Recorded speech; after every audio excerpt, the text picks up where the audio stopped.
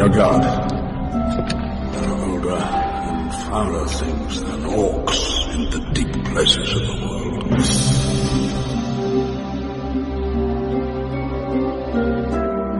Everything out of the ordinary is to be reported.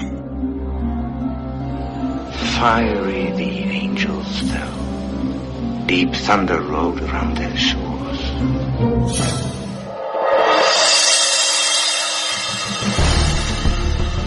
It may just be my imagination. Whatever it is that's watching, it's not human. We are all now programmed for perfect happiness. Perfect happiness. Perfect happiness. Perfect happiness. Quite an experience to live in fear, isn't it? That's what it is to be a slave. It's a hard world for little things. What we do in life echoes in eternity.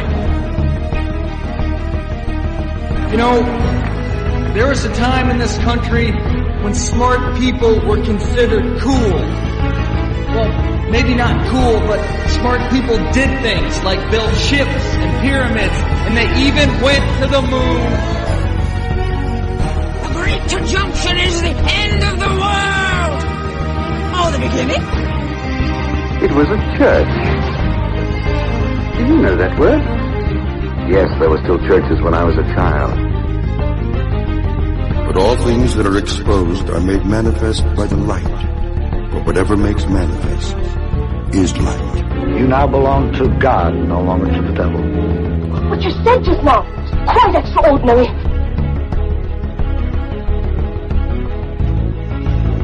You're listening to Beyond Extraordinary with Natalina.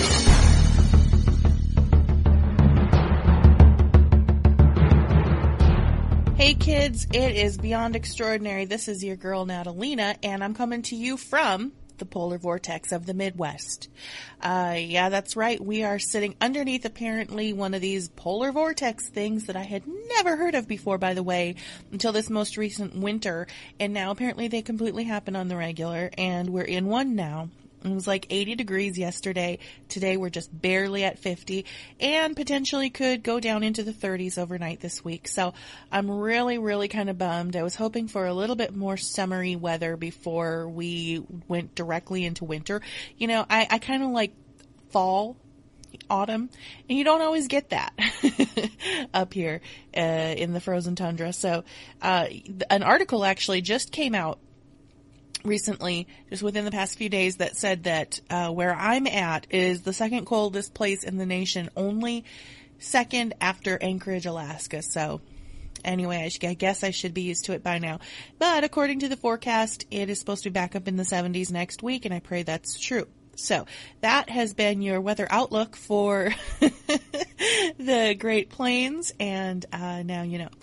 Hey, everybody.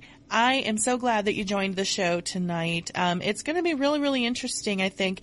I'll probably have some people accusing me of being a fearmonger, but that's really not the intent. And I'll get a little bit more into why we're doing the show that we're doing in just a little bit. But let's get some stuff out of the way first.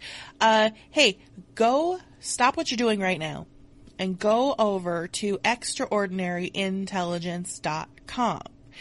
You, if you've been to the site before, will notice things are a little different over there. I have given the site a makeover, and I'm just so pleased with how it turned out. I brightened the place up a little bit, made it a little smoother, a little slicker. I added categories, various categories to the homepage. If you scroll down, you'll notice there's first at the very, okay, let's take a tour, shall we? At the very top, there's a new banner. The words and the headline and all of that in the banner I added, but the wonderful logo with my little bee and sort of surrounded by pink and flourish, all of that, that was designed by our buddy Gons from Canary Cry Radio, and I have to give him a huge shout out because it was like he reached inside my brain as I was trying to explain what I wanted for my logo and extracted it and slapped it into the computer. So, yeah, it's exactly what I wanted, and I love it. It's so pretty. Thank you so much, Gons. And thank you everyone out there who answered my call to help me figure out a new logo.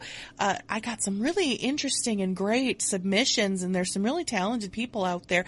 And in case I didn't get a chance to follow up with each and every one of you who submitted some artwork, I loved it all, but ultimately Gons was able to just, like I said, just put out there exactly what I wanted. So I did go with that.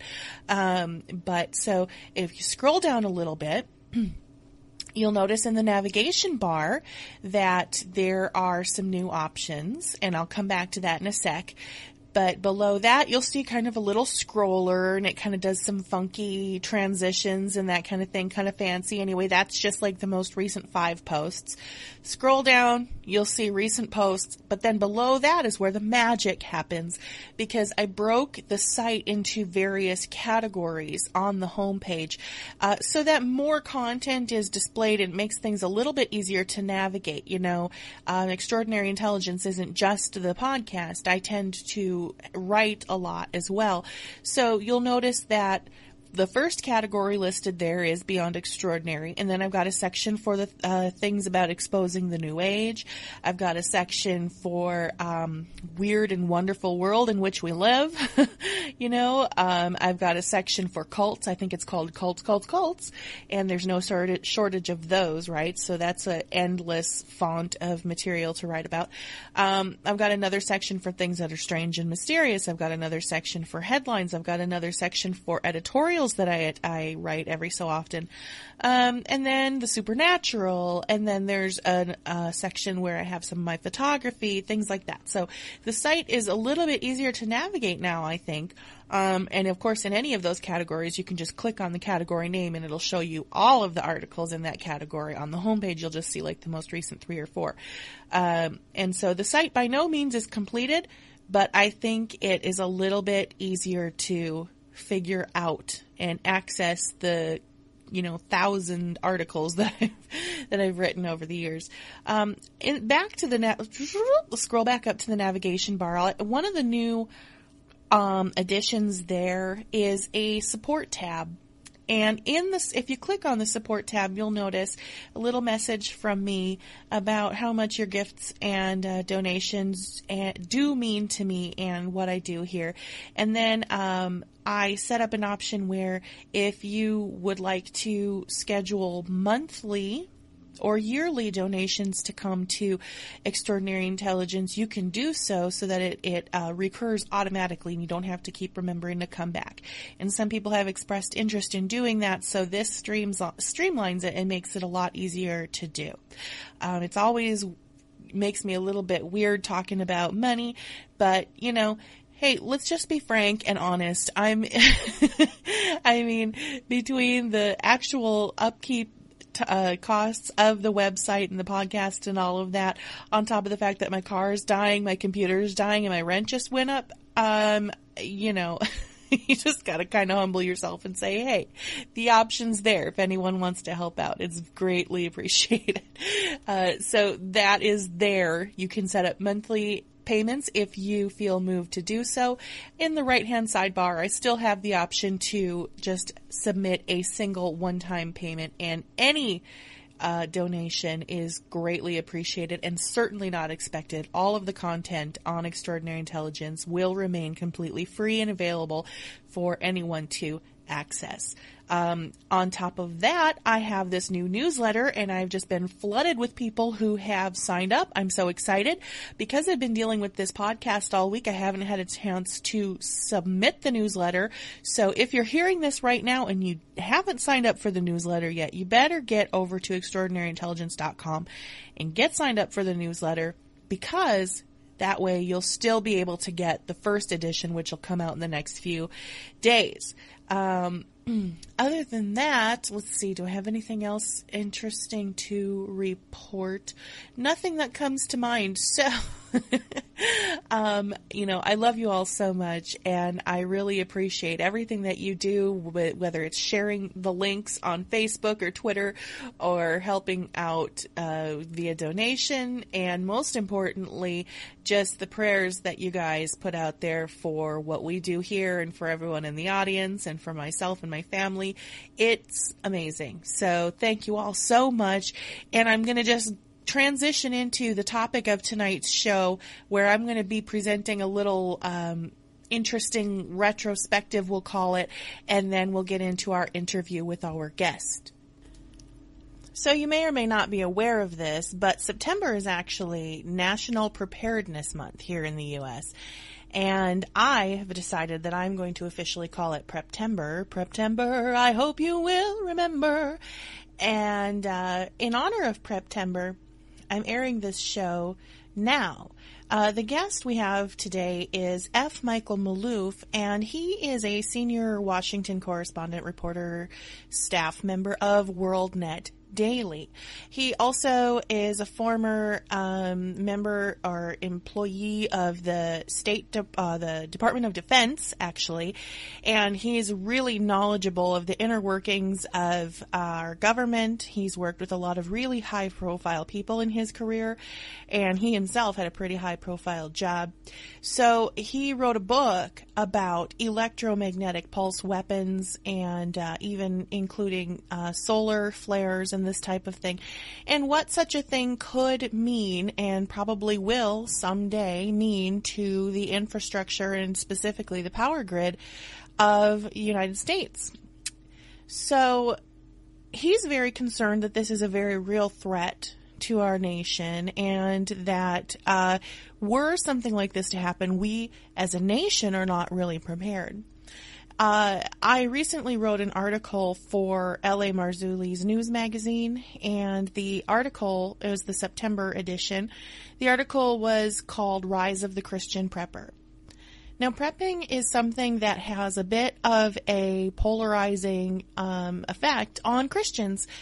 You have one end of the spectrum that believes that any amount of prepping essentially shows a lack of faith in God's ability to provide or willingness to provide for those who trust in Him.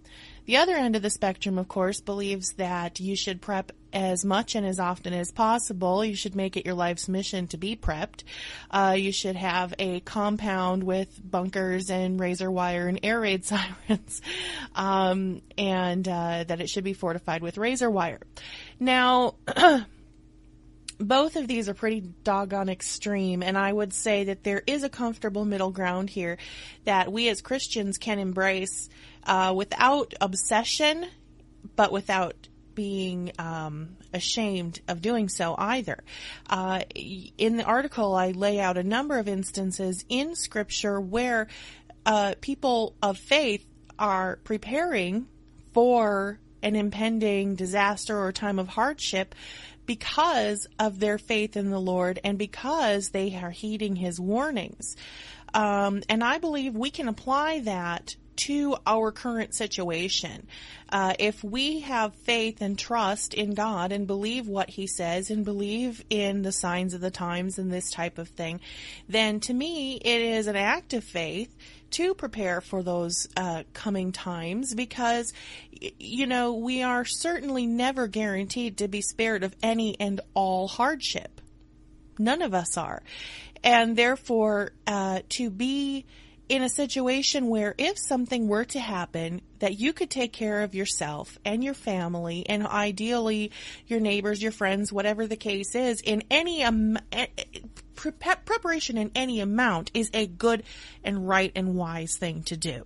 So a little bit later, I'm going to be talking about some really, really simple things that you can do.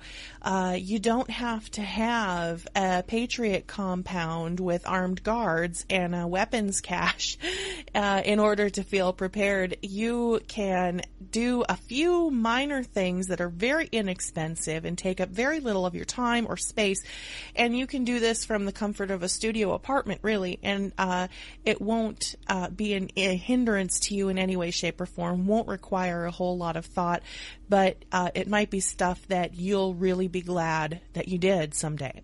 So and like I said, we'll get into that in a little bit, but as I was thinking, this is going to be a little bit of a rabbit trail, but I was thinking about what our guest tonight is talking about, and you'll hear the whole interview in just a little while, but, you know, an EMP can be delivered in a number of ways, but the big one, the big nasty EMP would be the result of a high altitude nuclear detonation.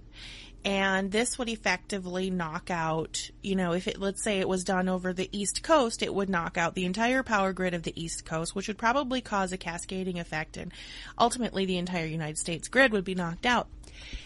And for some reason it got me thinking about, because I had just really never thought about a nuclear weapon being used in any way other than, you know, the thought that we have in our minds of the mushroom cloud situation where you just blow a city off the face of the map, right? That's in my mind, that was always the purpose of a nuclear weapon, an atomic bomb. But, you know, I got to thinking about the history of this, and it just occurred to me that, gosh, ever since man started splitting the atom, we have, as a culture in the world, really, not just in the U.S., we have had this kind of preoccupation with the quote-unquote nuclear threat. Dum-dum, beetle-dum-dum, beetle-dum-dum, beetle-dum-dum.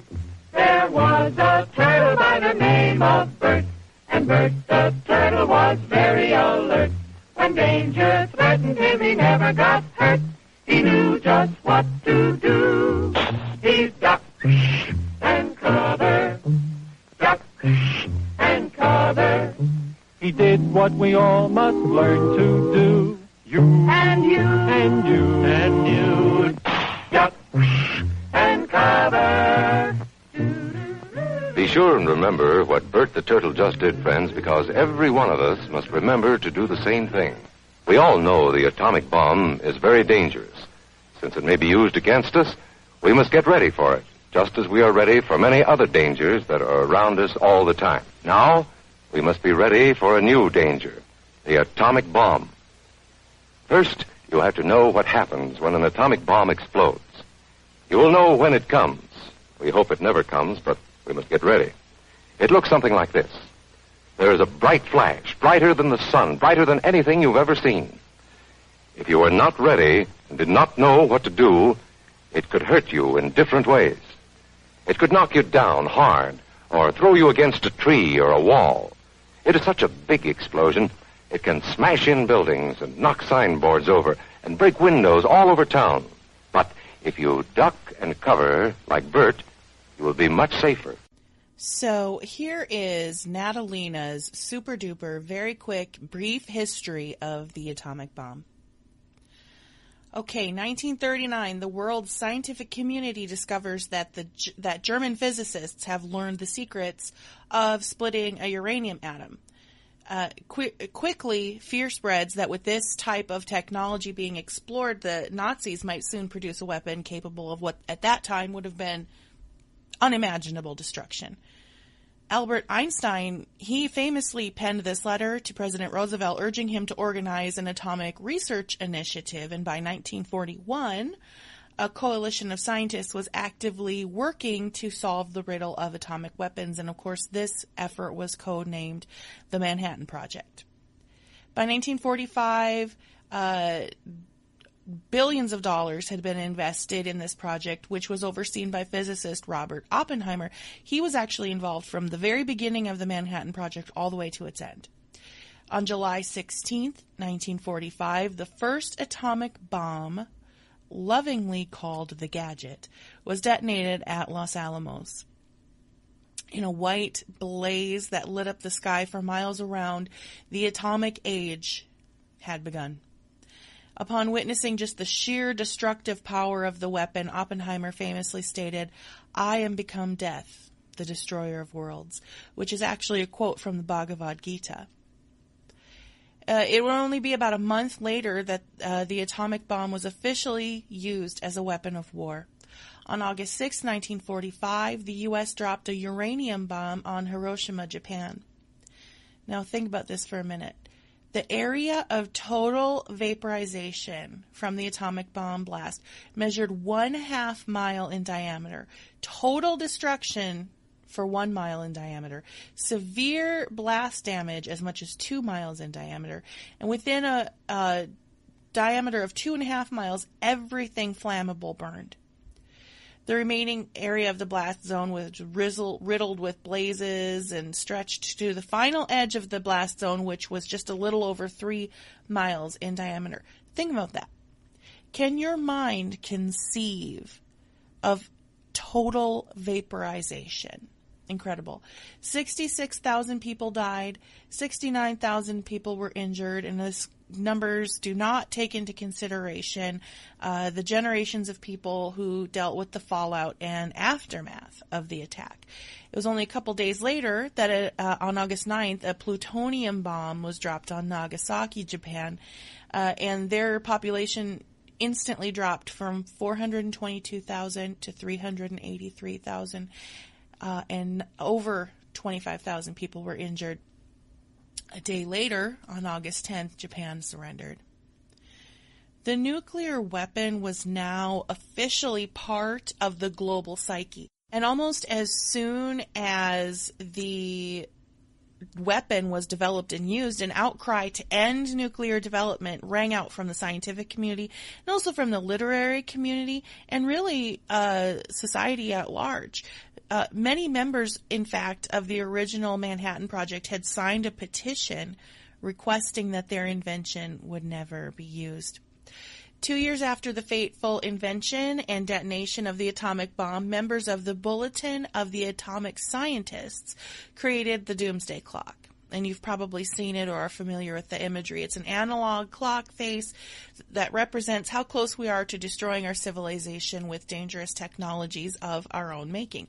The hour of doom is designated as midnight, and the minute hand of the clock just moves back and forth toward that hour, and it has done so ever since 1947.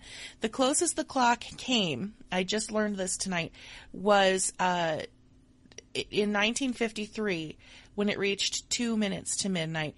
Since then, it's fluctuated back and forth, and the furthest away it has ever been was in 1991 at 17 minutes to midnight, which reflected the end of the Cold War.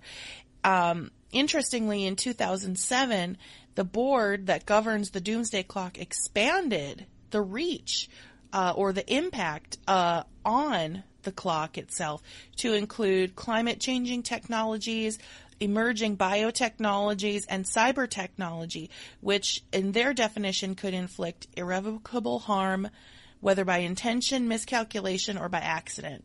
The clock is currently set at 5 minutes to midnight. So I've always been a student not only of history, but also how history is reflected in popular culture. And further, I'm fascinated by the way storytellers use history to envision our future. The very first, quote, apocalyptic novel of the nuclear age and the very first book of its nature that I'd personally ever read was published in 1959 by Pat Frank. Is the name of the author.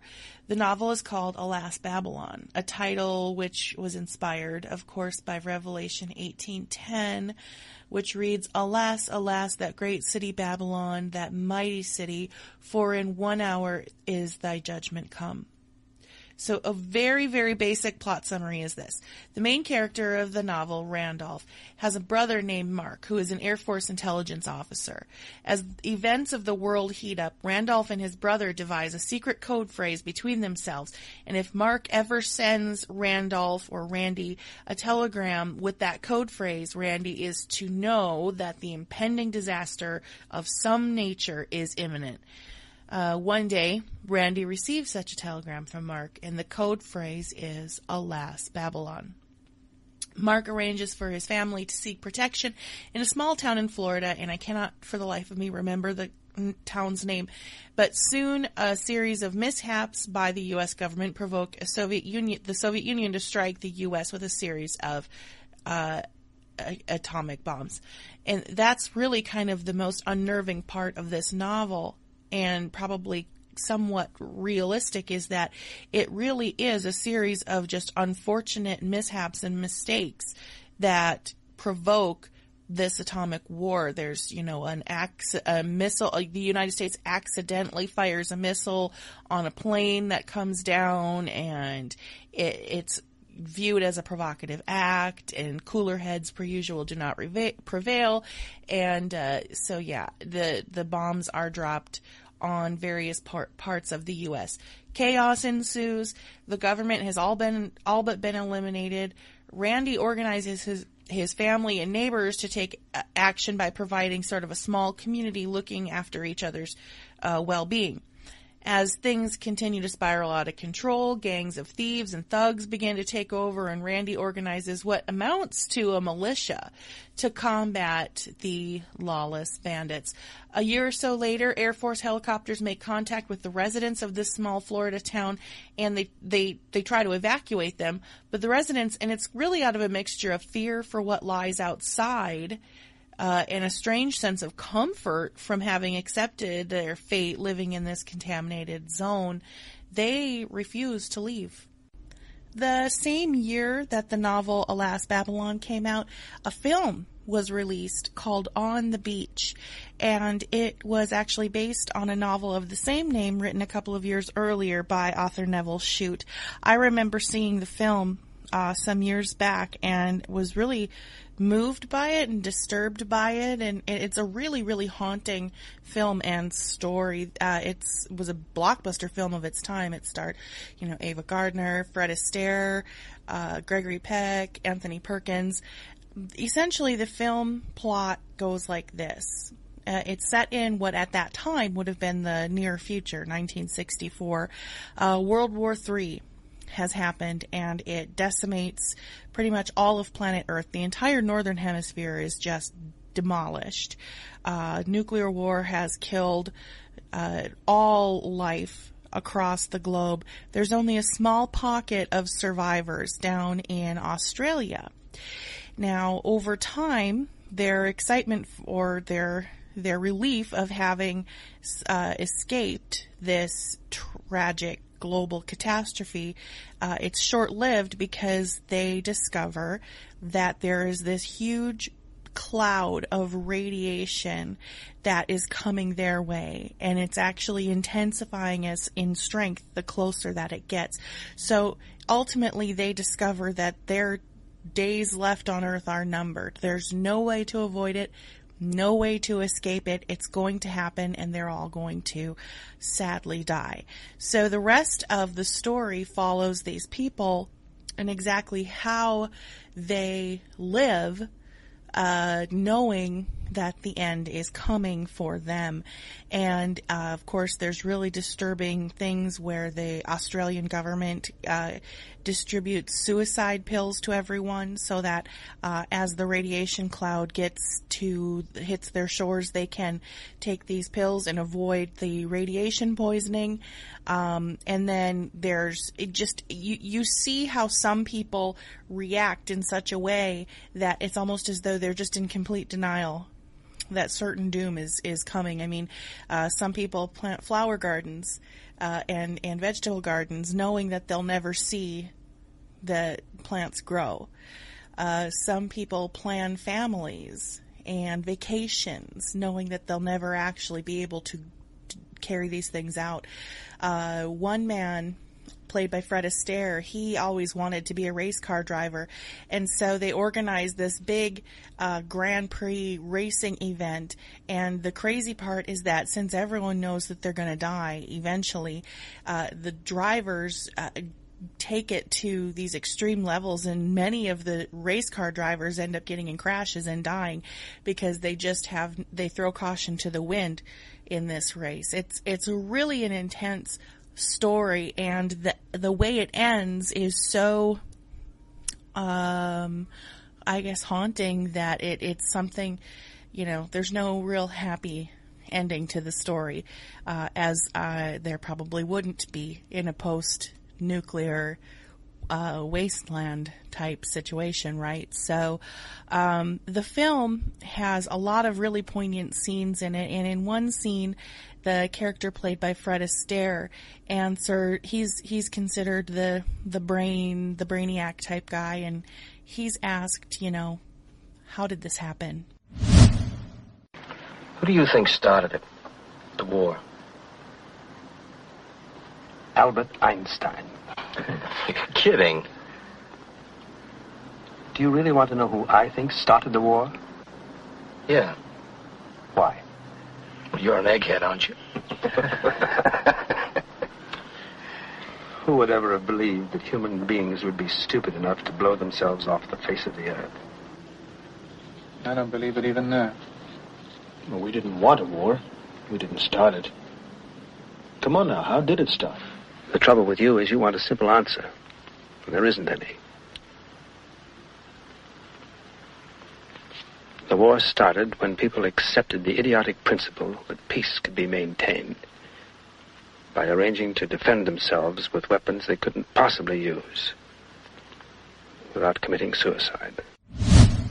Several years later, in 1964, Stanley Kubrick's satirical and poignant film Dr. Strangelove, or How I Learned to Stop Worrying and Love the Bomb, was released.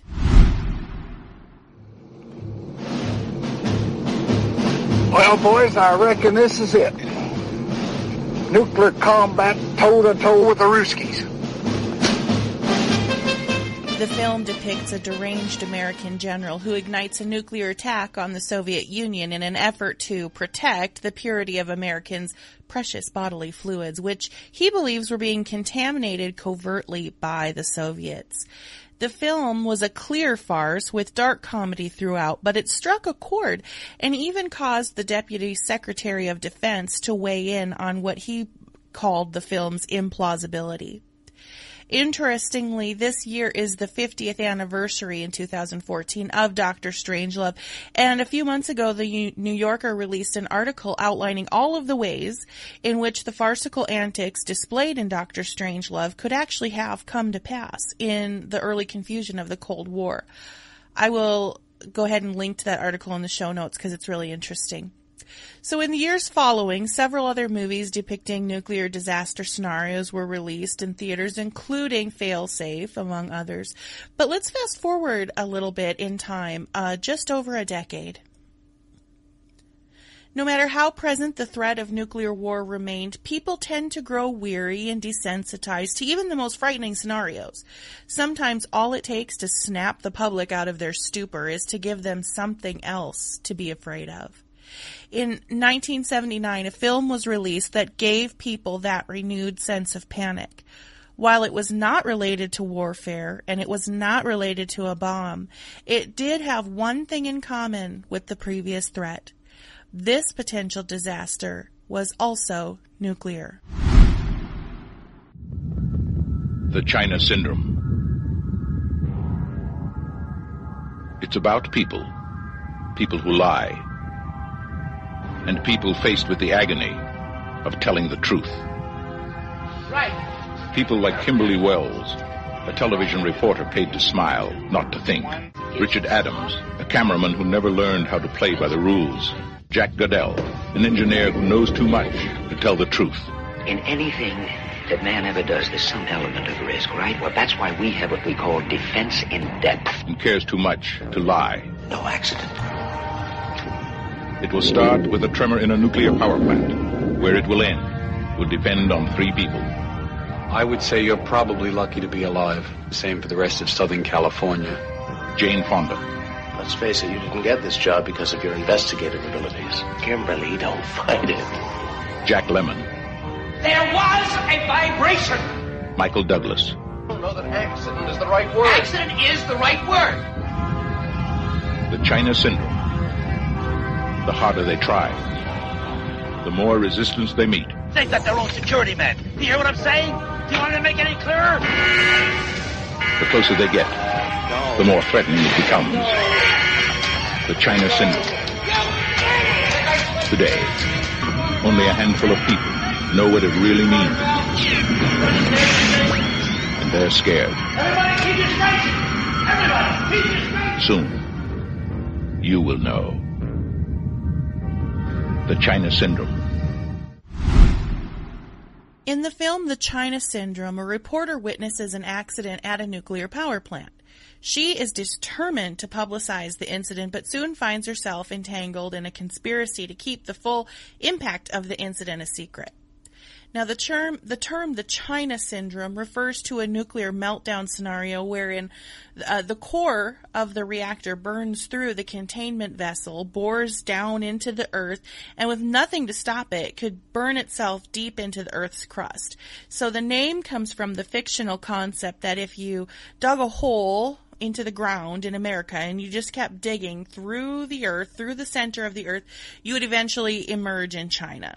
Now, in reality, what would likely happen in a China Syndrome scenario is that if the core components of the reactor managed to breach the containment and bore into the earth, it would continue to burn down until it reached groundwater, at which point the water in the ground would become superheated until it became pressurized steam, which would blast up through cracks in the earth and project radioactive clouds of steam geysers into the atmosphere, which obviously would be devastating. In the film, the point is made that such a disaster would, quote, render an area the size of Pennsylvania permanently uninhabitable. Now, shockingly, just 12 days after the release of the film The China Syndrome, the 3 Mile Island nuclear accident happened in Pennsylvania. Although the film was released prior to the accident, still some accused the filmmakers of profiting off of the 3 Mile Island disaster, and the film was pulled from theaters in some places. Several years later, with the 3 Mile Island accidents still on people's minds, along with several other less serious accidents and mishaps at nuclear facilities, the film Silkwood was released. Silkwood was based on the true story of Karen Silkwood, who worked at a factory making plutonium fuel rods for nuclear reactors. After she and her co-workers are exposed to radiation due to poor work conditions and weak safety precautions, Karen launches an investigation of her own to prove that the company she works for is creating a dangerous environment. Along the way, she becomes dangerously exposed herself, and so much so that she actually brings the contamination home with her. How did that plutonium get in my house? Did you put it there? Did I what? What are you, crazy? You think I contaminated myself? You think I'd do that? I think you'd do just about anything to hurt this company. And then I spilled it. What? I spilled my urine sample container. Somebody must have put plutonium in my urine sample container. And then I spilled it. See, I spilled it on my bathroom floor. And I cleaned it all up. And my hands must have gotten hot. And then what'd I touch? Okay, I touched my sink. I touched my makeup and forget what, stuff in the refrigerator. That's it. See? Somebody spiked my urine sample container. Who? Boy. Well, how do I know who? Anybody could have done it. You leave it sitting there on that shelf by the punch in it in the plant. Anybody could have come by and dropped a little plutonium in there. Boy. You know, there's a lot of people at the plant hate me. The whole house is hot. How did it get hot? I spilled it. I told you, man. That doesn't explain the readings we're getting on your nasal smear. 45,000 DPM. What? 45,000 DPM. Oh, my Jesus.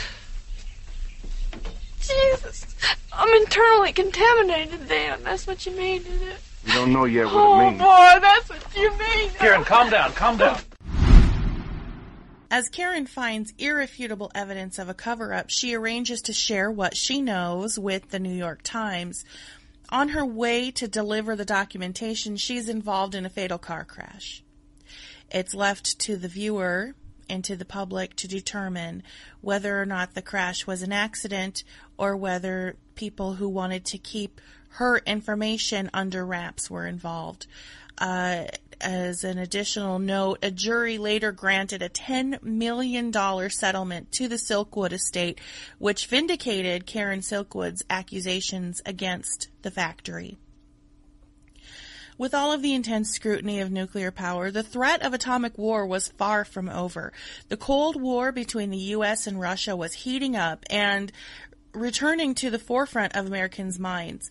According to the National Security Archive at George Washington University, 1983 was the most dangerous year of the Cold War, and it marks the year that the Cold War came the closest to going hot since the Cuban Missile Crisis. During a war games exercise held by NATO in November of 1983, named Operation Able Archer, we now know that the Soviets saw what was going on and feared that such an exercise was merely a prelude to the real deal, so they were poised to launch countermeasures at that time. Earlier in the same year, President Ronald Reagan made a high-profile speech describing the Soviet Union as the evil empire and announced plans to build the Star Wars Strategic Defense Initiative. With distrust between the U.S. and the USSR at unparalleled levels, both sides were operating at a hair trigger, which is why it's no surprise that in mid-November of 1983, a made-for-television film was released that terrified an already uneasy American public.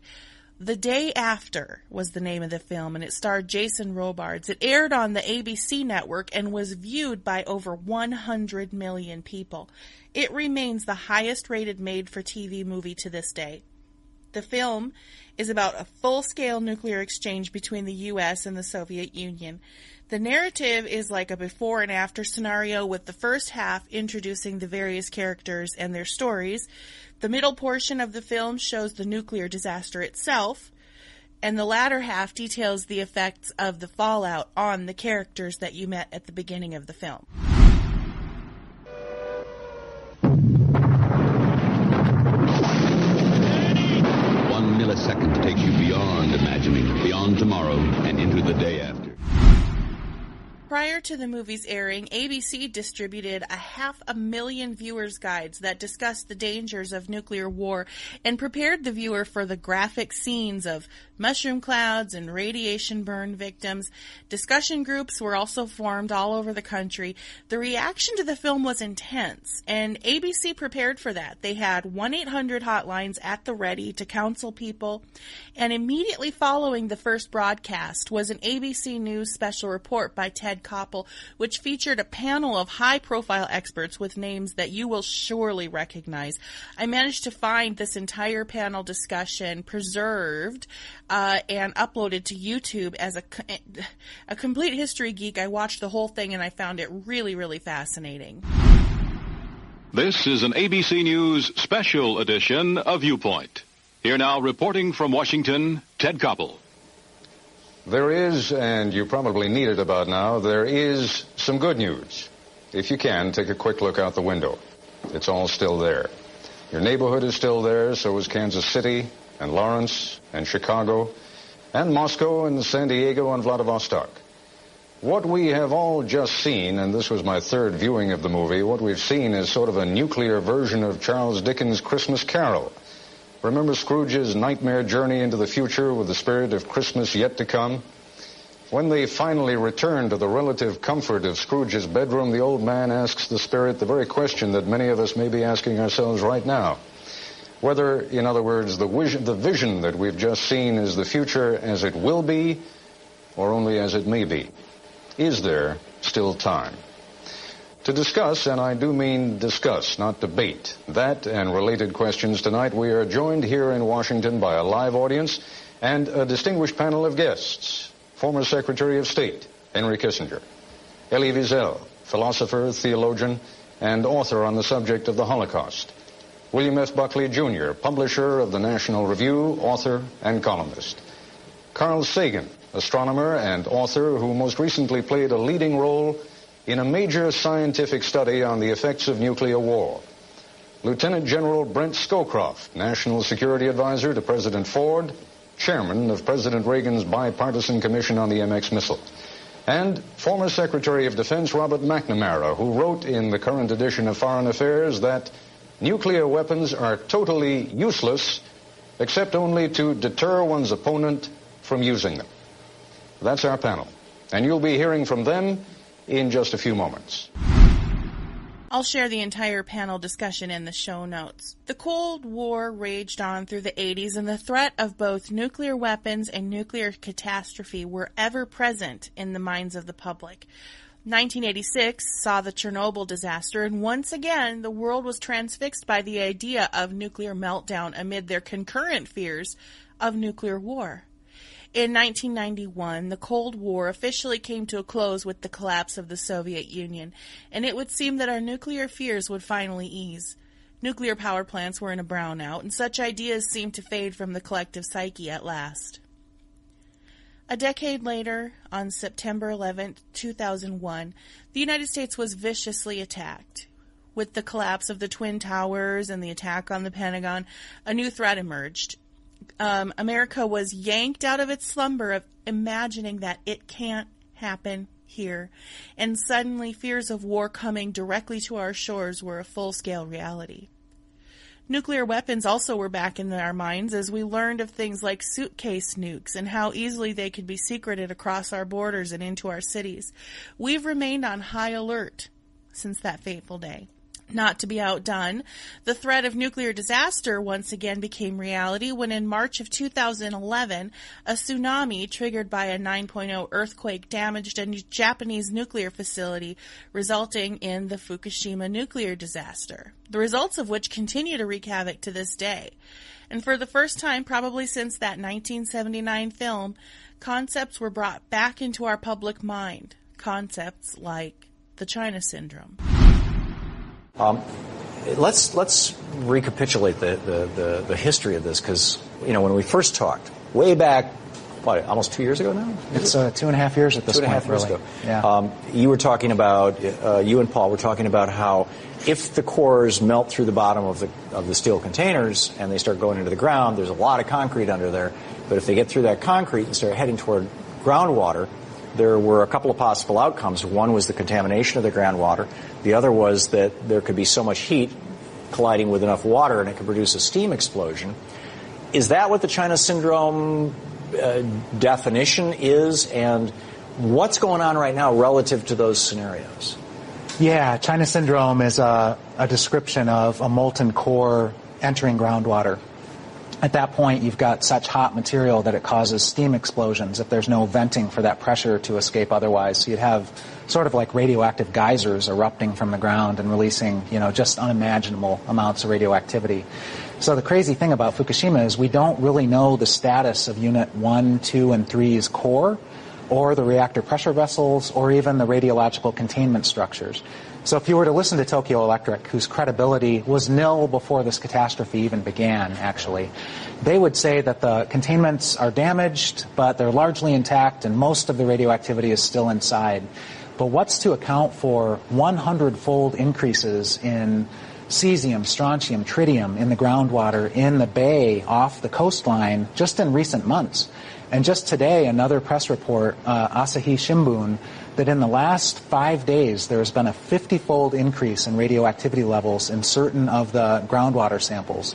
So something is changing, and questions start to need to be asked. What has given? Have one of these containment structures given way, allowing the flow of the radioactivity to increase dramatically? We just don't know. As I mentioned at the beginning of this retrospective, nuclear power has been an ever-present boogeyman in the back of our public mind. And as always, such fears are reflected in popular culture. In 2009, a book called 1 Second After by William Forstchen was published, outlining the after effects of an EMP attack on the United States. Such a disaster would render the power grid inoperable and would instantly launch our electricity-dependent society into darkness and chaos. One of the primary ways in which a large-scale EMP attack would be carried out would be via a high-altitude nuclear detonation. Now, when I heard of EMPs, two things would always come to mind. Solar flare, or and perhaps this is just my naive sci-fi mentality, but I would always think of like an EMP ray, almost like a ray gun. But to think about a high-altitude nuclear detonation, this is what launched me into this examination of nuclear history in the first place. As I said at the beginning, ever since man split the atom, mankind has never been completely free from that looming nuclear threat right around the corner. It may morph and change, but it's ever present, and EMP is just the latest incarnation of that same lurking atomic monster. So, why talk about it? Why discuss it at all if it only serves to freak people out? Well, whether we think about these things or not, it does not erase their reality.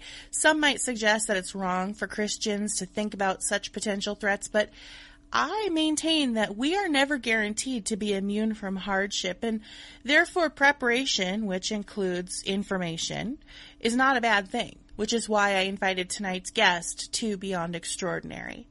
So what I'm going to ask you to do is listen to this interview with my wonderful guest, F. Michael Maloof.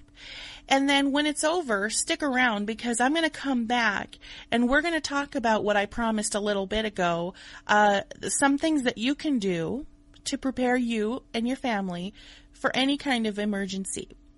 Whether it's a big deal or it's just a couple of days power outage, whatever it is, there are inexpensive things that you can do that take very little effort and very little time that might end up saving you in a variety of scenarios. So listen to the interview and then stay put because we're going to talk about that. And we're also going to talk a little bit more about what could potentially happen if the lights were to go out. Thank you so much for listening. And here is our guest, F. Michael Maloof. This is a test for the next 60 seconds. The station will conduct the test of the emergency broadcast system. This is only a test.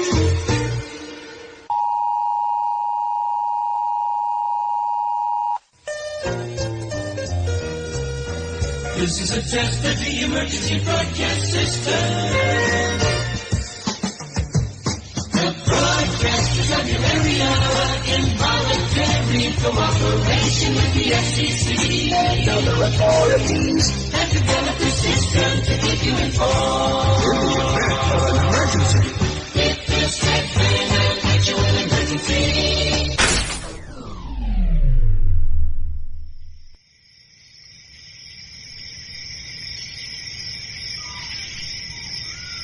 F. Michael Maloof, a former senior security policy analyst in the Office of the Secretary of Defense, has spent almost 30 years of federal service in the U.S. Defense Department. While with the Department of Defense, Maloof was Director of Technology Security Operations as head of a 10-person team involved in halting the diversion of military critical technologies to countries of national security and proliferation concern and those involved in sponsoring terrorism. He has also been a special Washington correspondent for the Detroit News, a reporter for a specialized newsletter at U.S. News and World Report, and Washington correspondent for the Union Leader in New Hampshire. Currently, he is a senior staff reporter at WorldNet Daily's Washington Bureau. It is my pleasure to connect with F. Michael Maloof and welcome him to Beyond Extraordinary. Michael, thank you so much for taking the time. Of course. Thanks for having me. You know, I've got your book here, and I've been reading it, and there's parts of it that I've had to reread just because the information is just so critical and dense. The book is A Nation Forsaken, and it's very sobering. I presume your previous work with the Defense Department contributed not only to your awareness of the EMP threat, but also our lack of preparedness. Is this what prompted you to write the book? Well, basically, yes. I've known about EMP, electromagnetic pulse, and its effects for years on our electronics, on our critical grid system, which is very vulnerable to even the slightest problems. For example, a squirrel dying, getting fried in Ohio can shut down the East Coast if that's happened already. We had another incident recently where a limb fell on the line and took out portions of the East Coast. So the vulnerability of our grid has been known for years, and even though it's updated with technology, new technologies, there's more and more demands being put on it, but they're not hardening the grid and taking the precautions against this EMP, electromagnetic pulse. Now, an electromagnetic pulse comes from two primary sources. One is natural, from a solar flare, a direct hit from a solar flare, and the other would be from a high altitude nuclear explosion, in which is the most severe. And you have what they call an E3, which is a solar flare, an E2, which is lightning, but an E1 is nuclear, and that nuclear encompasses both the E2 and the E3 in addition to the E1. So it can absolutely fry electronics that are not protected, and even those that are unplugged and not protected. So, and this is, again, emitted from a high concentration of electromagnetic energy, which would be something like microwaves, X-rays, and they are high. They are particles that are coming at a high accelerated rate, and they hit our magnetic poles to the point that it just absolutely affects everything that is electronic. And that pulse is so overwhelming, it can mess up any electronics that we have that are not protected. Right. You know, one particular point you make in the book is that while we have to jump through endless hoops in this country to obtain a firearm, anyone with a high school education and a few $100s can obtain materials to make a device capable of delivering an EMP. What kind of damage, before we talk about the big one, could be done by these lower-end EMP guns and devices? Well, that's they are more concentrated. They can be focused on a building. They can be aimed at somewhat at an airliner that's coming in for a landing or taking off, and all the attenuating wiring on an aircraft acts as an antenna and can knock out the electronics in the aircraft.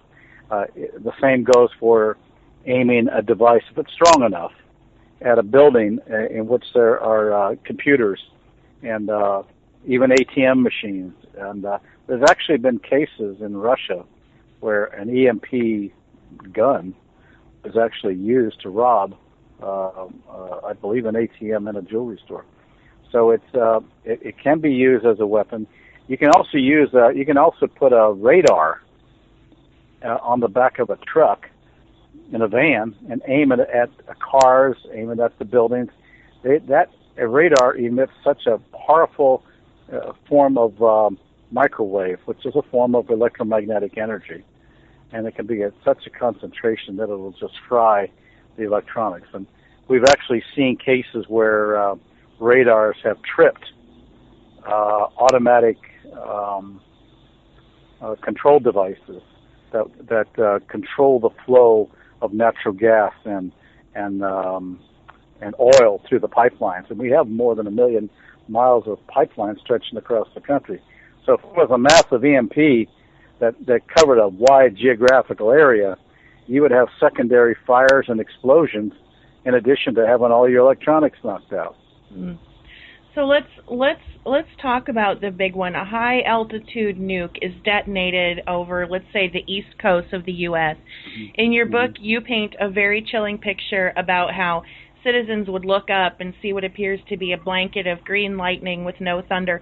Walk us through how events might unfold from that point. Like, what happens next? Well, the device could actually be exploded from by a nuclear device at a high altitude that might be sent up perhaps from again, this is speculation, but it's quite possible, from a missile that's shot off of a ship that right off of our coast. And we wouldn't be able to detect that in time. And even if we had good defenses along our east and Gulf and West Coast, we may not be able to stop the launch of such a missile. It would explode at about anywhere from 35 to 50 kilometers up. The higher it goes, the more the greater the area that it covers.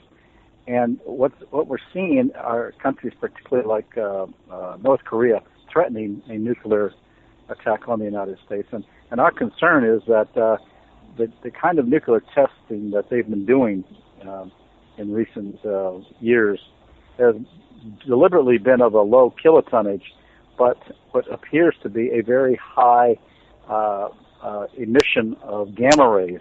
And a gamma ray is what emits from a nuclear explosion, and those gamma rays can destroy any electronics that are not guarded in any way. And the other one would be from a satellite that acts as a nuclear device, and we've seen North Korea orbit satellites now in about the 150-mile range, and that could become, in effect, a bomb and then detonated at that altitude. Now, we have what we call an Aegis system.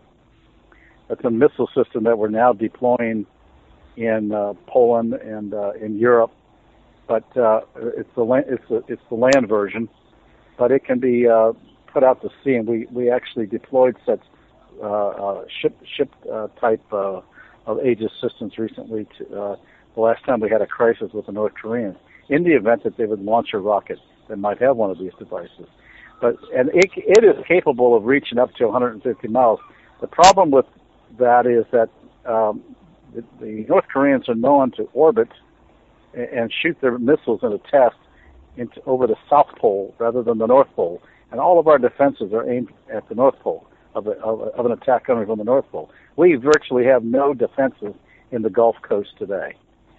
And what's also astounding is that we, I guess earlier this year, I think it was, a North Korean ship, which had left Cuba, was detained in the Panama Canal, ostensibly looking for drugs. But what they uncovered were some SA-2 missiles, surface-to-air missiles, going back to North Korea for refurbishment. These were left over from the old Cuban Missile Crisis days. And those missiles are nuclear capable. They were meant to shoot down aircraft, and they could have a nuclear device put into them. So if you combine, and we assess that Cuba probably has approximately 100 of these SA-2s. Now the missiles that were taken out of Cuba during the missile crisis were surface-to-surface missiles. That's what people were focused on at the time, not the surface-to-air. And we were not looking at the potential for an EMP back in 1962 during the Cuban Missile Crisis. But today, number of missiles they have, the potential that North Korea, given the fact that North Korea has threatened the United States with a preemptive nuclear strike, raises the specter that these SA-2s could conceivably be loaded on a freighter, shot off over the east coast of the United States, and we wouldn't be able to stop it. We might be able to detect it, but by the time we detected it and tried to take some action, it could be exploded. And the damage to that, there was a report that looked at the potential damage from such a high altitude explosion just on the East Coast, over the Boston to Richmond corridor, and of course that includes Washington, New York, and that's the heaviest concentration of population in the United States. It would actually take out the eastern grid. We have three grids: eastern, western, and Texas. The eastern grid services 70% of the U.S. population, and that would be a cascading effect to the other grids as a consequence of that. And when I talk about when you take out that grid, you then take out all of your critical infrastructure, such as your communications, your ATMs, your delivery systems for food, water, anything that's electronic. The trucks that deliver the food and water, they all have electronic starters on them, and even generators that might have electronics to kick in should the electricity go out, will also be affected, and they won't be working. So but we have no defense against this right now, and that's why my book, A Nation Forsaken, spells out what we should be doing and why we haven't done it is because the federal government just hasn't taken this seriously. And even though they're very aware of it, agencies have known about the effects of an EMP since the earliest days of our high altitude nuclear testing. And the first time we ever realized the impact of an EMP was during one of those nuclear tests out in the Pacific, in which telephones and other electronics in Hawaii, some 800 miles away, were taken out and stopped working. So it can be very devastating, and we wouldn't see it. We would see a flash, maybe we wouldn't feel it, provided it was high enough, but we would see everything go blank. And would it be safe to say that not only is our grid itself not fortified against such an attack, but we don't really have a plan for what, comes in the immediate aftermath if something like this were to happen? Well, that's true. Right now, the nation is not prepared to deal with an EMP should it occur. The federal government has taken no steps, particularly through the Department of Homeland Security, to deal with a catastrophic event such as an EMP. And as a result of not doing that, and we've been trying to get EMP as one of DHS's 15 national planning scenarios.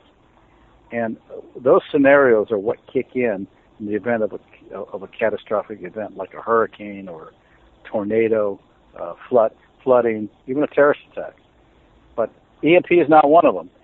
As a result of that, your state and local preparedness groups are not geared up for it either, because they take their cue from the federal Department of Homeland Security. Now, if DHS issued such a directive to be done, then they would then your emergency services would kick in. Now, the president right now could sign an executive order or put out a directive to the Department of Homeland Security to do this. It doesn't require legislation. However, we're working on legislation to mandate the president to implement that, because he won't do it on his own. But he has the authority as commander-in-chief and as the chief executive, but he won't do it. I mean, it looks like he's not doing much of anything. Yeah, it sure does. And that actually leads me to my next question. I know just from reading some of your work at WorldNet Daily, let me ask you this. Mm-hmm. I know you've discussed ISIS and the Islamic State in your reporting at WND. As this terrorist group uses brutal tactics to establish this caliphate, is there a threat that they are capable of using EMP as a weapon, or do they have that type of technology?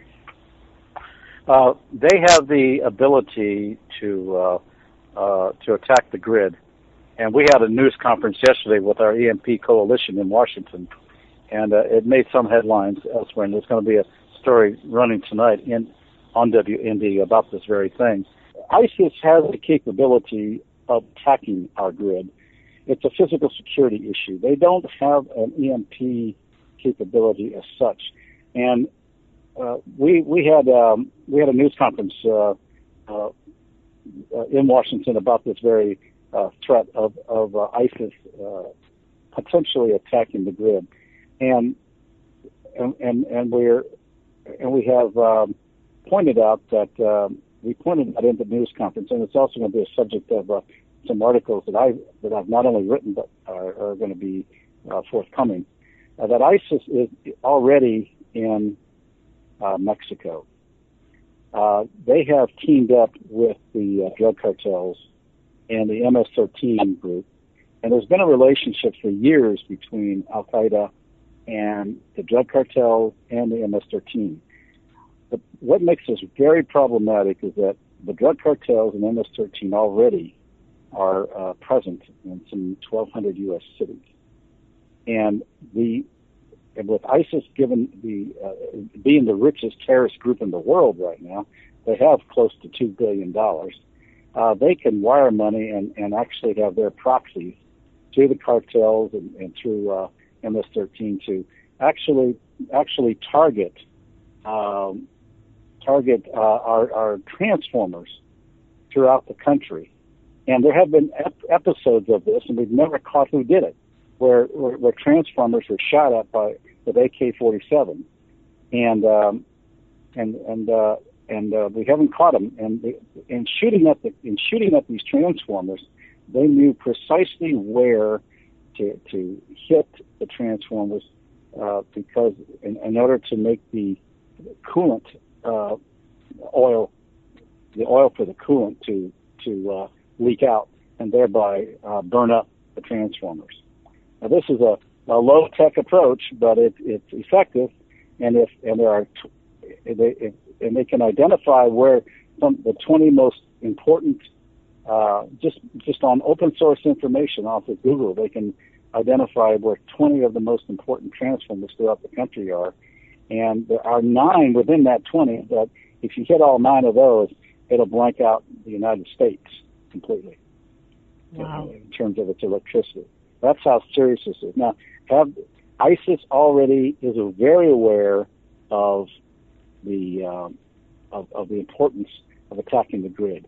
In June, they shut down the entire grid system of Yemen by purposely attacking it, and they shut it down for a few days until they were able to get it back up again.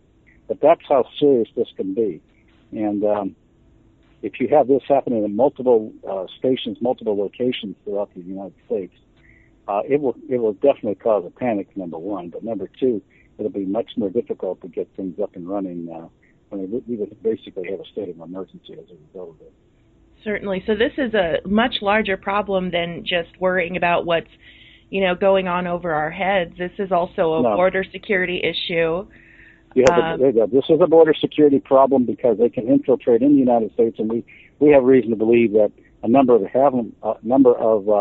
ISIS operatives have come through, and even the Texas Department of Public Safety issued bulletins to that effect that there was ISIS presence in Juarez, Mexico, and they picked up chatter, and so they're around. And now the Mexicans will say, "Oh, it's not possible because they're watching the border." Well, if they were watching the border, we wouldn't have all this influx. Number one, but number two, 3 hardened criminals from Ukraine came into the United States from Mexico, and we still haven't found them yet. We know they're here, but we haven't been able to actually locate them and stop them. Now, so much for the Mexican claim that they're watching the border. Yeah, exactly. Now, I'm wondering because, we know that particularly right now, the U.S. is right in the crosshairs of so many different terrorist groups and tyrannical regimes. Are there other countries that have taken this threat more seriously and fortified their grids or come up with strategic response plans to EMP that, we could model ourselves after? Well, we know the Russians and the Chinese certainly are working on it, and the Russians actually have been doing some recent military exercises, incorporating into their exercises an EMP attack, principally from the United States, and then coming up with the means to deter that. And we do have offensive EMP weapons that we employ on our aircraft to first take out communication, command control, and surface to air and all that. So they basically the Chinese basically practiced that recently. So they actually incorporate it now into their military exercises, which is very significant. We do not. The Russians do too. There's some debate whether Israel's really. I was told previously that they could be up and running in 3 days, but I'm hearing now that Israeli officials are saying they're not really prepared for such an event. Should there be an explosion? The other thing we have to be concerned about would be nuclear countries getting into a fight between themselves.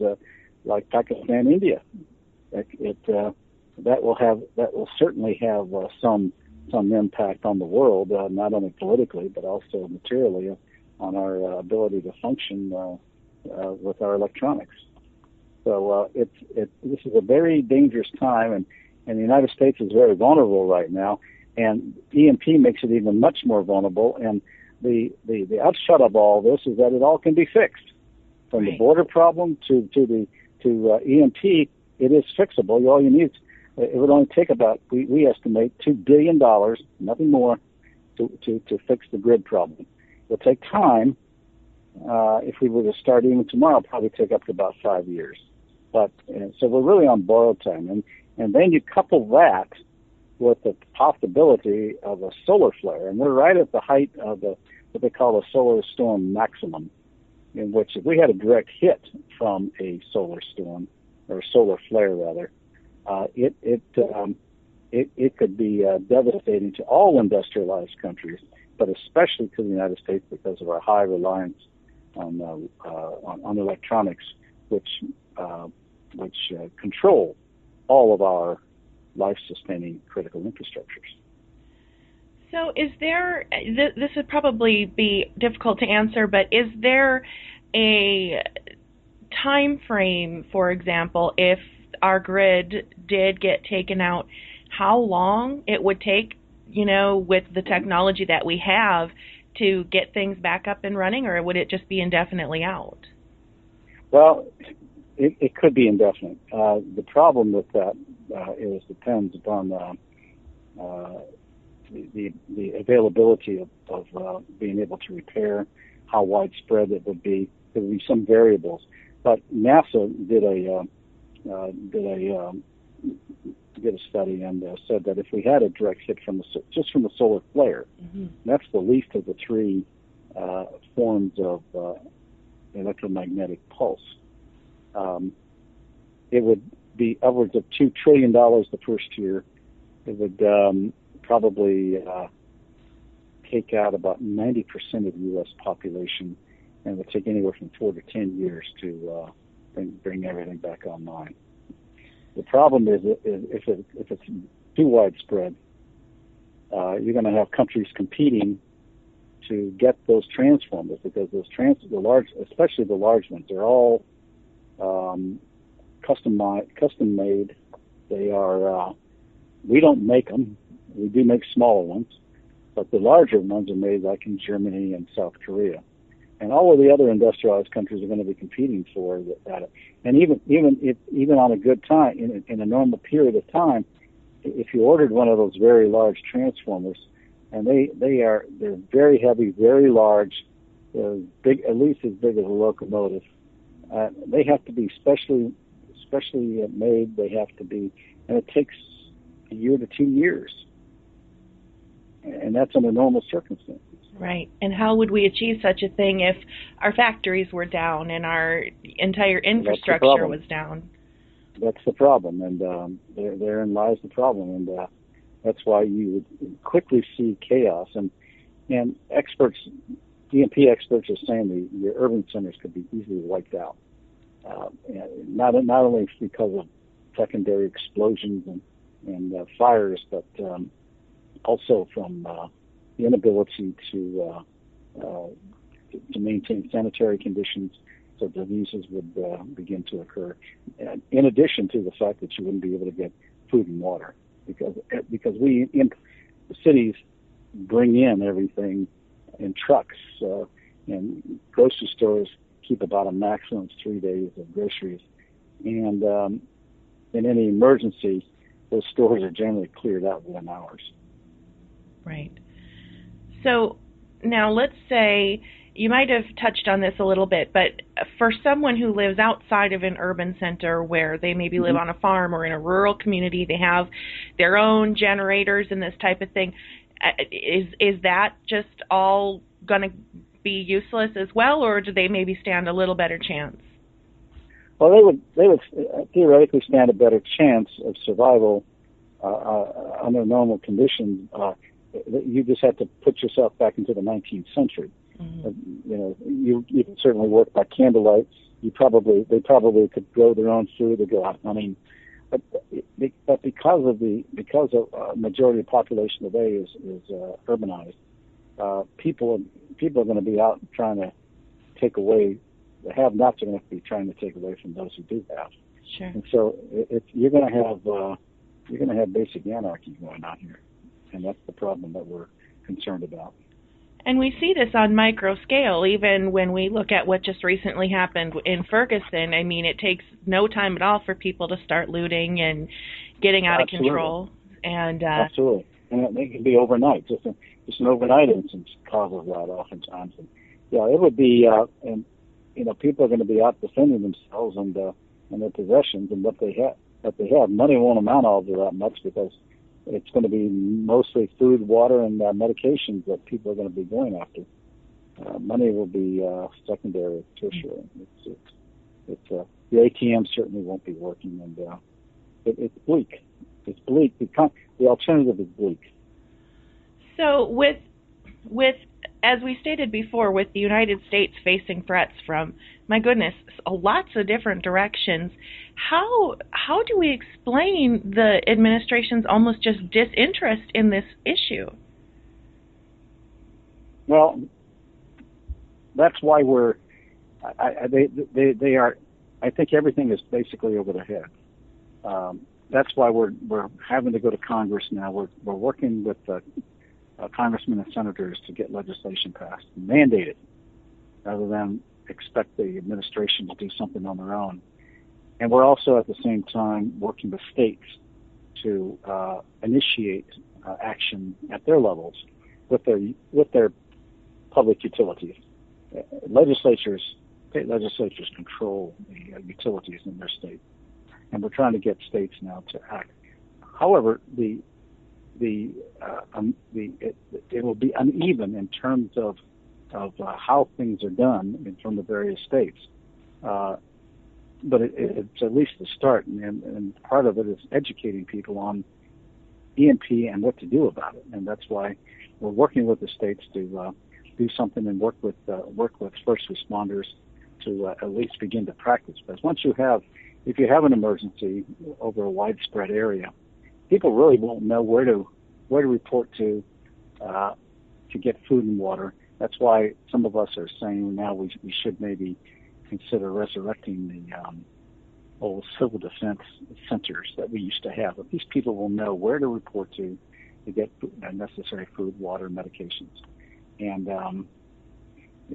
at least until we can get this major vulnerability taken care of. And so we're going to try and get that mandated as well into legislation. That might be a little more problematic, but we need people at the local level to start thinking along these lines. When you have such an emergency, your first responders probably are going to be home taking care of their own families, and communication is going to be knocked out anyway. So it will be a very trying time, and there will be sheer panic.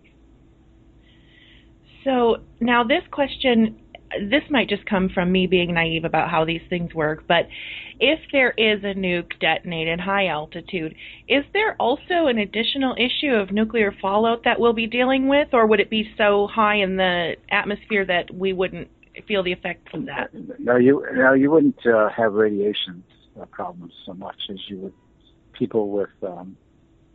No, you wouldn't have that, but people with pacemakers and what have you probably would have serious issues because they have unguarded electronics in those pacemakers. Right. And people who rely on electronics to stimulate different portions of their body, or let's say they're missing an arm and leg, that may not function any longer. You know, somewhat recently, we saw what happened with the Malaysian plane being struck down over Ukraine, and there was just a flurry of confusion about precisely who shot it down and where the missile was launched from, and that was just a tiny localized area. You mentioned that we might not be able to know precisely that the attack is coming before it happens, but would we even know necessarily where it came from?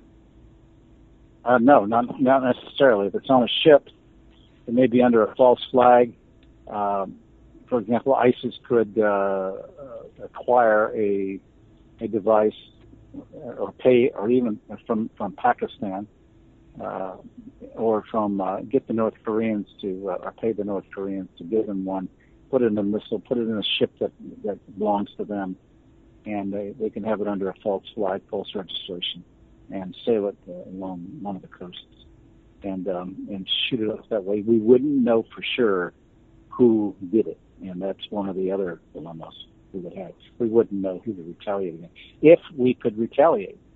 Right. You got to keep in mind that our defense facilities in the United States rely 99% on that grid, on the national grid, and if it's not protected, our military facilities will also be knocked down. They have backups. They have generators and things like that, but that lasts only as long as the fuel for the generators lasts, and what's stored up. So it's a real problem, and you're not going. We could mitigate all this in a major way. We wouldn't prevent it, even if we took all the steps we tried to do. We would certainly mitigate it. We'd have some critical infrastructures working, not up to 100%, but at least some of them would be working. But if we didn't do anything, nothing would work. Right. The radar systems, any of that kind of thing, it just would all be. Even our satellites, all of it would be knocked out. Satellites would be too. Wow. Yeah. Our communications, our towers, our certainly cell phones, they would be useless. It will drive the young people crazy. So now, obviously, the hope and what you're really trying to do is to get people to be concerned about this, get a plan of action in place. But right now, the writing is on the wall that we're not there yet. So for average Joe, me, while we wait for the government to get its act together, what can we do is there anything we can do to brace ourselves if something like this were to happen? Well, I think people can right now start storing water, food, MRIs. They can last for years. Canning, have stocks of water, rotate them in and out. You don't know if it's going to be days, weeks, or months, or even years. At least you'll have some supply initially, until which time things can get established and they can get some kind of a supply train working if that's possible. And as I said, it's easier in the rural areas. People can go hunting and what have you. The urban centers are going to be a disaster. Right. But also, what people also can do is start pinging on their congressmen, senators, even their governors and their local representatives to take essential action now in the legislatures. And we're having some success. We've had Maine, we've got Virginia doing it. We're working on South Carolina. Texas is looking at this seriously. Arizona. So it's beginning to happen at the state level, but not fast enough. And it's all uneven. And there isn't. What we need is a person at the federal level, under the National Security Council, who can coordinate all federal, state, local activities toward preparing for EMP. Making sure that all electronics are taken care of, that the utilities have hardened everything. The problem with the utilities is not really money. They could up the money a little bit in everyone's thing, and we estimate it probably cost about 20 cents extra a month in people's bills. But what they're more concerned about is regulations. The federal regulations that would accrue from that. The utility industry is one of the few industries throughout the United States that's not regulated at the federal level. Your transportation people are, but by design, your utilities are not. And consequently, we're trying now to get legislation that will mandate the utilities to harden their hardware and deal with that. And if it's a question of money, well, we can get them money. It's not a problem. They don't have to foot the bill. But we think it's probably has more to do with the regulatory process that has killed business, and they don't want to be affected by that, and they feel that they can do it on their own voluntarily, and it's not happening. Certainly, they can do it against a lightning strike nearby or something like that, and quickly get workers on out to repair it. But if you have an EMP over a wide geographical area like half the United States, you're not going to find those workers. There aren't that many qualified workers who know how to deal with making everything get back on track again. It takes specialized trained workers to do that. And because everything is so electronic or so automated now, we would need to bring in and actually find people who would be qualified to work and repair these systems, and they're just not out there. There's some, but if it's over a widespread area, those people are going to stay in place and work on their local communities. So, where is the scientific community in all of this? I mean, surely there are people out there who are studying these issues, be it from an attack or from a solar flare. Are those who study this type of thing specifically making any waves with our politicians? Well, the scientific community has spoken. They said EMP is a very real threat.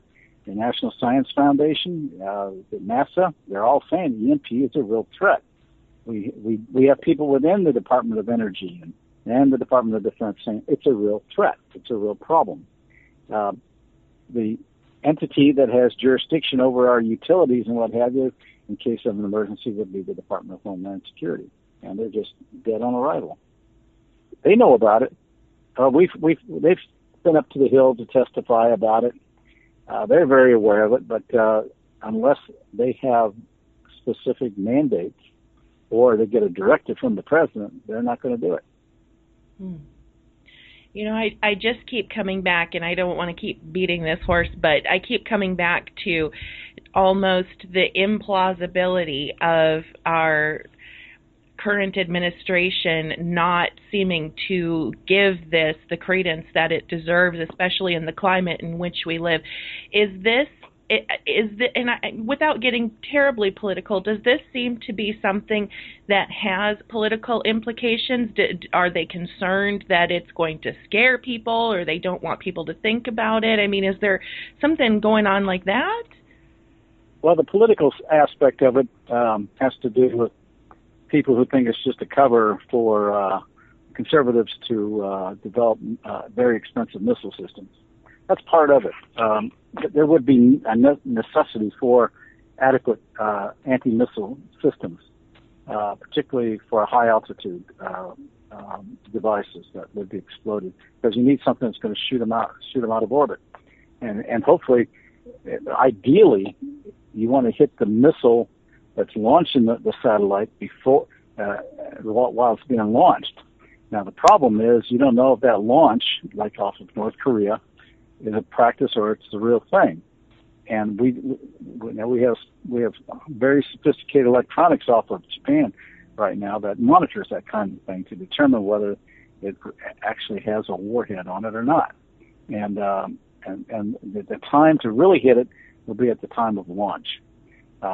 Once it's in orbit, you hit that satellite, you're still going to have an EMP because it's going to explode. Right. And that could cause an EMP effect. And so this makes it all very, very dangerous. That's why you want to remedy the problem on the ground and harden that electronics so that it just makes all of that superfluous. Right. But this missile defense is important. We need an Aegis system. In fact, we need to redirect some of our current missile assets to the Gulf Coast, because right now the southern direction over the South Pole, as I said, is totally unprotected right now, because all of our great thinkers believe any attack will come over the North Pole. So we have most of the assets pointed toward the north, and that may not be the case. Also, the Russians have now deployed nuclear submarines with missiles on them in the south, in the southern hemisphere. So that also, and this is this is the first time since Cold War, end of the Cold War. So we have that additional threat. We also have Chinese submarines now that can actually come on up to our coastline and could conceivably fire a missile. They have nuclear submarines now capable of firing missiles off of them. So we're very vulnerable, and we need to be taking the necessary precautions to do this, and we're not doing it. And so, of course, at the end of the day, it does boil down to the political aspect of liberals believing that this is all about conservatives wanting to spend more money on defense. Missile defense, yeah. Now, remember during the last presidential campaign, I believe it was, Newt Gingrich, when he was running, was asked, what is the most serious national security issue facing us today? And he said, an EMP. And everybody was shocked. What in the world is an EMP? And he's been the only person with national stature at the president who's run for president who's even mentioned that potential problem. And it's never come up in any of the other campaigns. We certainly don't hear it discussed at the federal level or at the state level. And certainly our local first responders are totally ill-equipped. I know for a fact that if there was an EMP, it would dramatically affect even the emergency vehicles. Right. And I've had emergency responders tell me that personally, that the vehicles wouldn't function because they have electronic starters and other electronics inside the vehicles, and your communications that need to be knocked out. Yeah, I mean, truly we would be completely helpless on every single level. And isn't it interesting, just as an observation, drilling down on what you're saying, isn't it interesting that just through the use of, media channels and this type of thing, that someone like Gingrich can mention EMP, and it is so easy and quick to paint him as probably a conspiracy theorist or something like that, when in reality the science is there, the threat is real. We know that everybody out there is either got the capability or they're trying to get the capability to make this happen. And yet I think sometimes it's on the shoulders of the American public too, for just so blindly accepting, the party line. But we need folks like you to get the word out to get listeners to tell them that this is a potentially serious problem, and you want to know what they're doing about it. And we need to put it on the front burner and not way on one of the back burners. This has got to be a front burner issue, because every day that passes, we not only have the potential threat from a solar flare, because we're at that height of intensity right now, but because every 11 years the sun goes through a cycle, and we're at the peak of that 11-year cycle right now. Cycle 24, as it's called.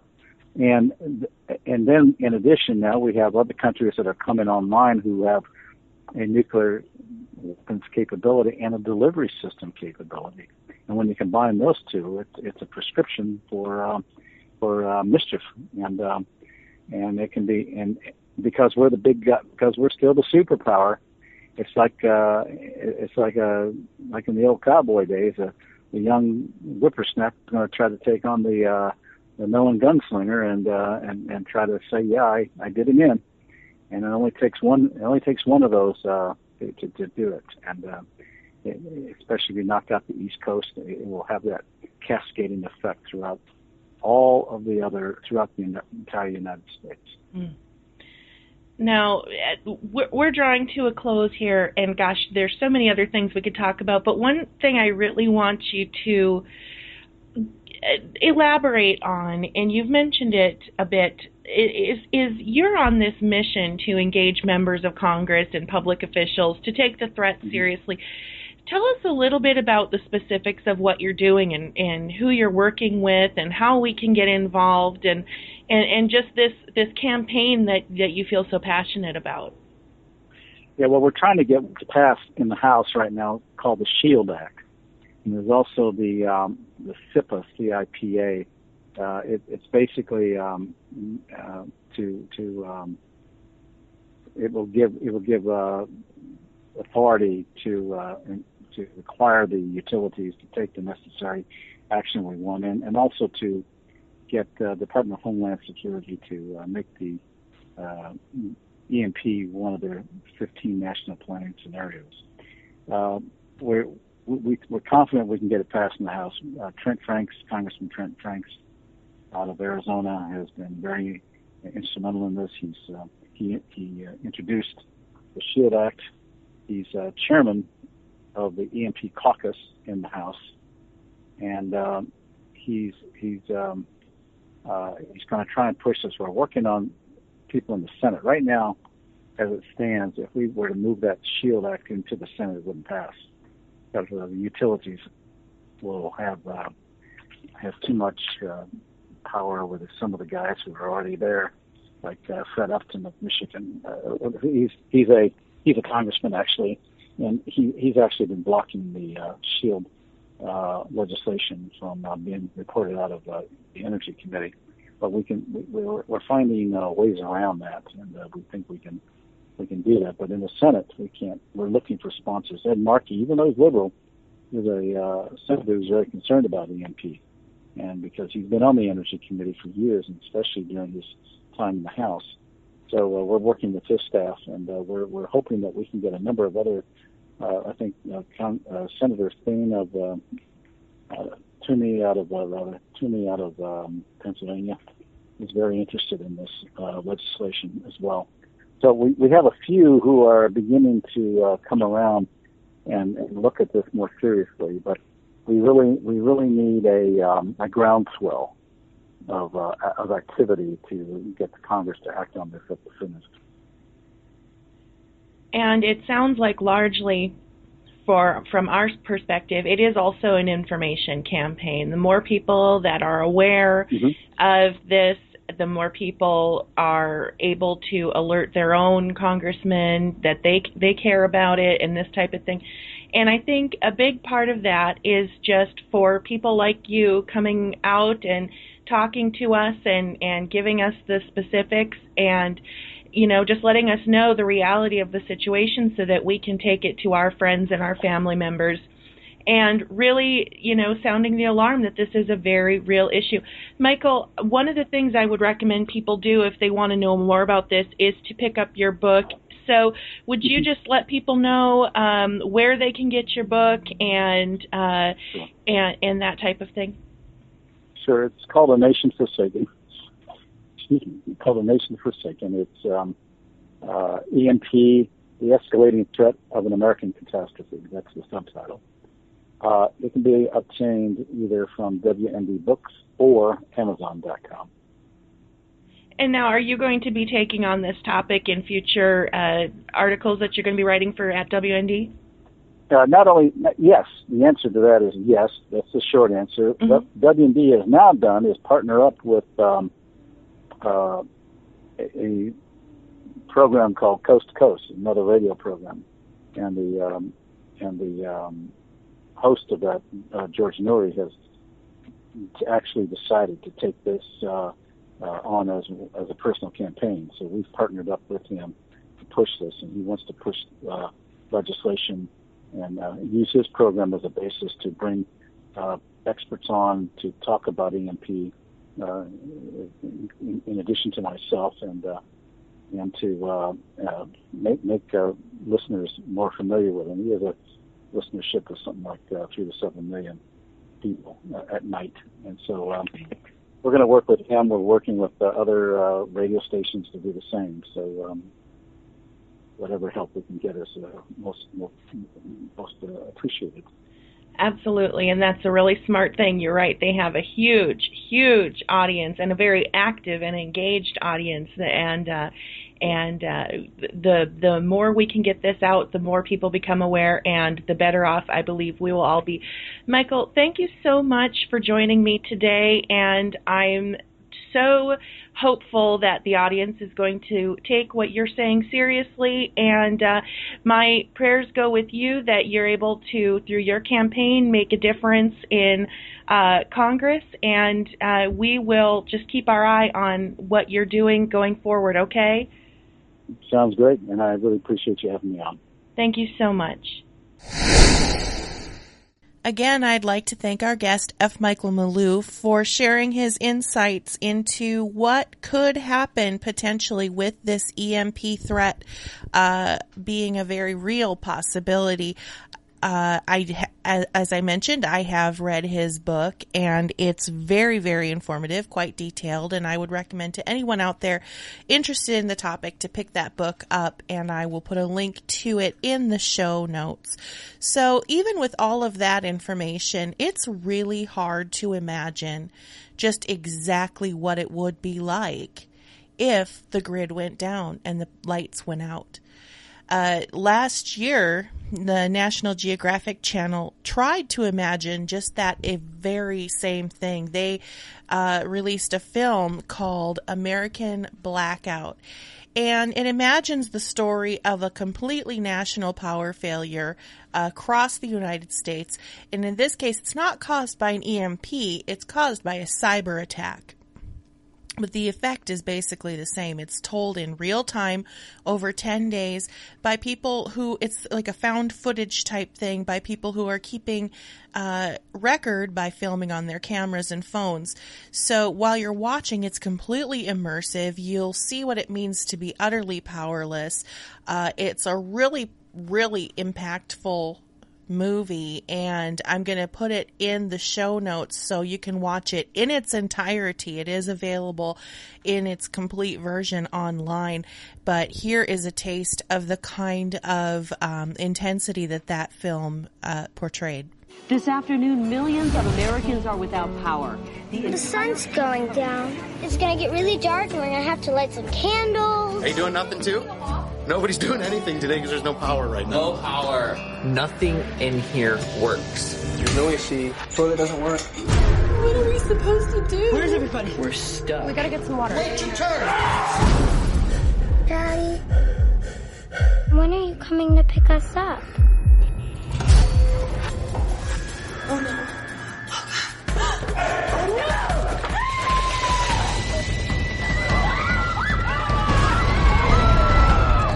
The current blackout is the result of a cyber attack.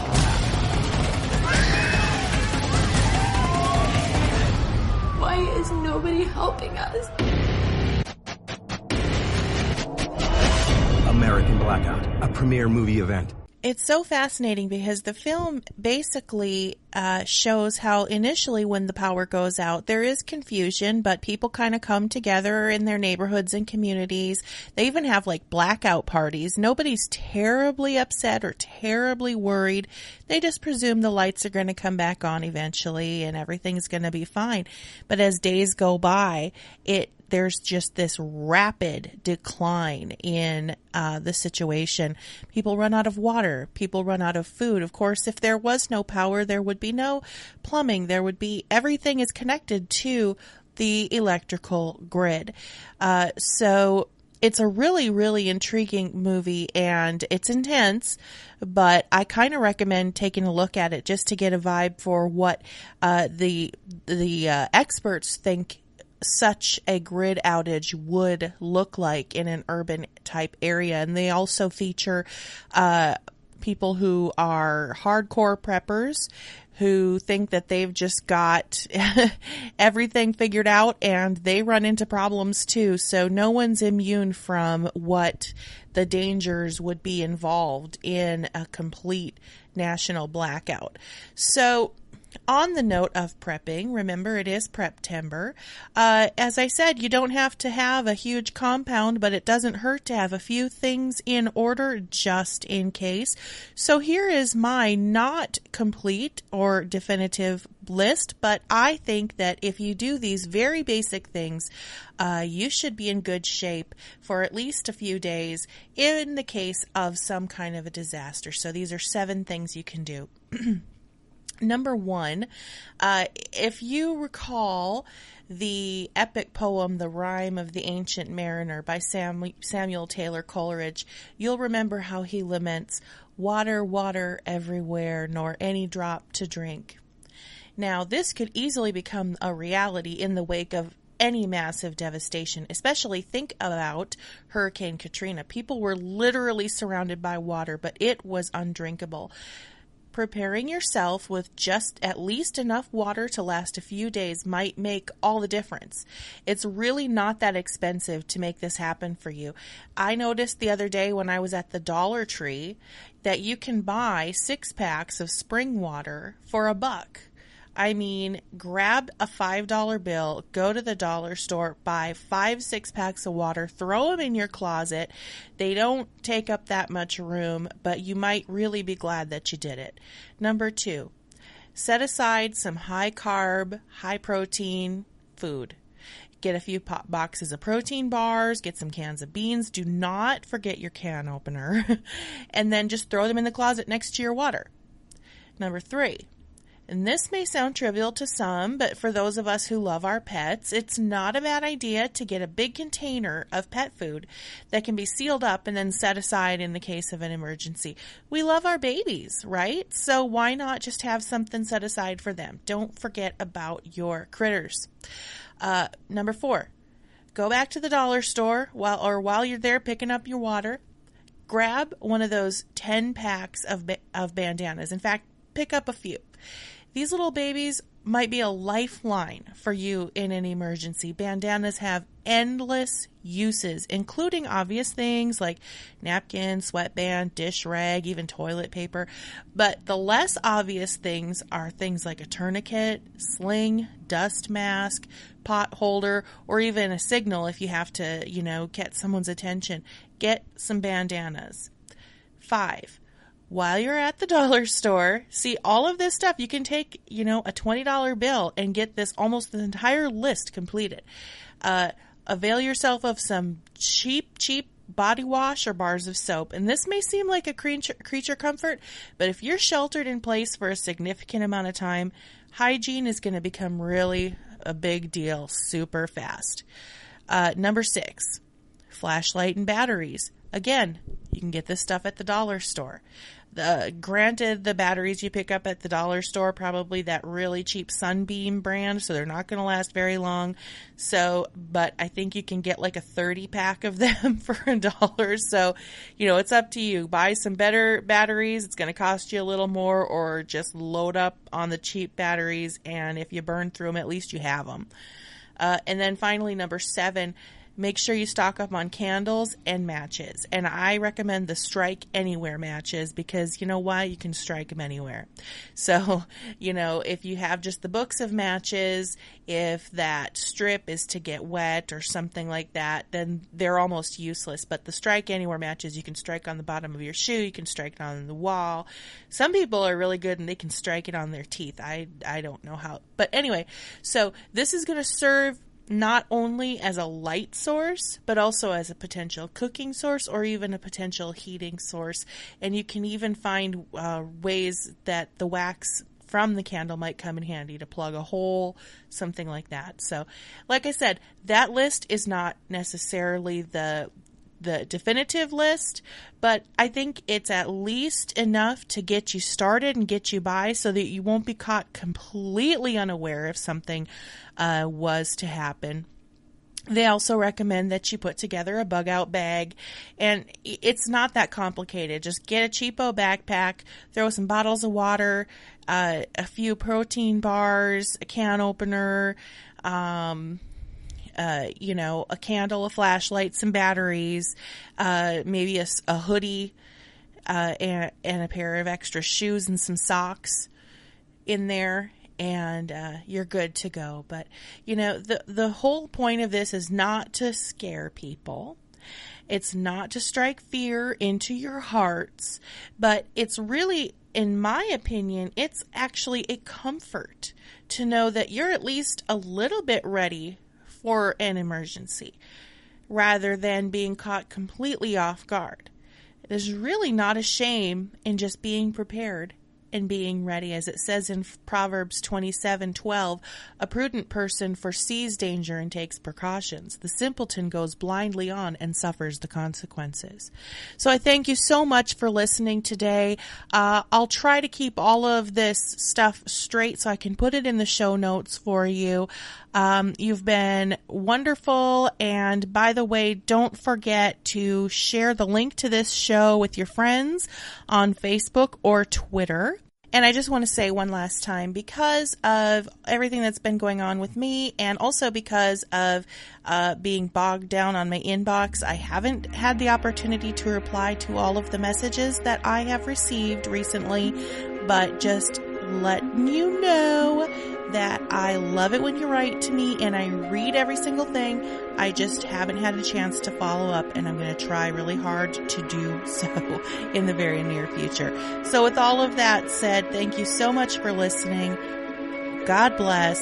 And there's a new show coming out next week. And stay tuned for episode 3 of the podcast with Natalina and Diana, which is coming out any day now. So until then, thank you so much. Good night.